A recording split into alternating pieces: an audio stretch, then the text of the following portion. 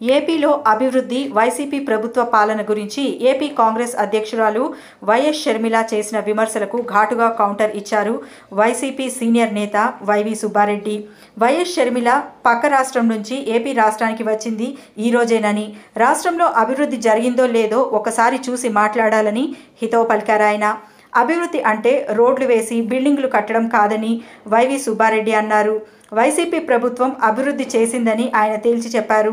పేదలకు ఏ ఇబ్బందులు లేకుండా చేయడానికి ఎన్ని అభివృద్ధి కార్యక్రమాలు చేశామో మీరు వస్తే చూపిస్తాం కూడా అని షర్మిలను ఉద్దేశించి వైవి సుబ్బారెడ్డి వ్యాఖ్యానించారు.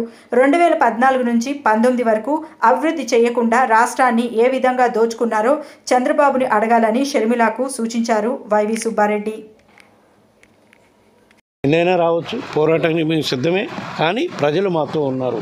మేము చేసిన అభివృద్ధి కార్యక్రమాలు ఎవరు చేయలేదని కూడా మేము ఛాలెంజ్గా చెప్పగలుగుతున్నాం. వైఎస్ఆర్ ఆశయ సాధనకి నేనే సరైన నాయకురాలని, నా వెంట నడవాలంటే ఒక పిలుపునిచ్చింది. అది ప్రజలు నిర్ణయించాలండి. వైఎస్ఆర్ ఆశయ సాధన కోసం పెట్టిన పార్టీయే వైఎస్ఆర్ కాంగ్రెస్ పార్టీ. వైఎస్ఆర్ని కాంగ్రెస్ పార్టీ చేసిన ఘోరంగా ట్రీట్ చేసి ఆయన్ని షార్ట్షీట్లో ఆయన పేరు పెట్టారే, దానికోసం అదేవిధంగా రాజశేఖర రెడ్డి గారు కుమారుణ్ణి 16 నెలలు జైల్లో పెట్టారు. ఆ సేమ్ కాంగ్రెస్ పార్టీ గురించేనా నువ్వు మాట్లాడటం? ఈరోజు వైఎస్ రాజశేఖర రెడ్డి గారి పేరు షార్ట్షీట్లో పెట్టారని చెప్పి ఆ రోజు మన కుటుంబం కోసం 17 మంది ఎమ్మెల్యేలు రాజీనామా చేశారు. వాళ్ళకేం సమాధానం చెబుతావు నువ్వు? సేమ్ కాంగ్రెస్ పార్టీలో పోయి అడ్డగోలుగా ఈ రాష్ట్రాన్ని ఆంధ్రప్రదేశ్ కంబైన్డ్ స్టేట్ని మన మనోభావాలు దెబ్బతింటున్నా కూడా పట్టించుకోకుండా విడగొట్టిన సోనియా గాంధీ కాంగ్రెస్ పార్టీలోకి పోయా నువ్వు మాట్లాడేది?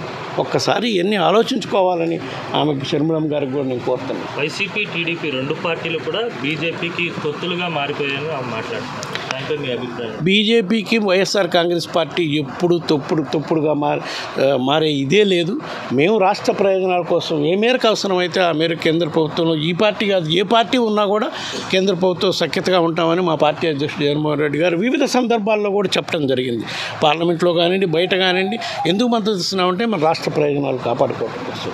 మనకి రాజధానికి సంబంధించిన ఇష్యూస్ ఉన్నాయి, ఇంకా అభివృద్ధి కార్యక్రమాలకు సంబంధించిన పోర్టుల అభివృద్ధి కార్యక్రమాలకు సంబంధించిన నిధులు తెచ్చుకోవాల్సిన అవసరం ఉంది.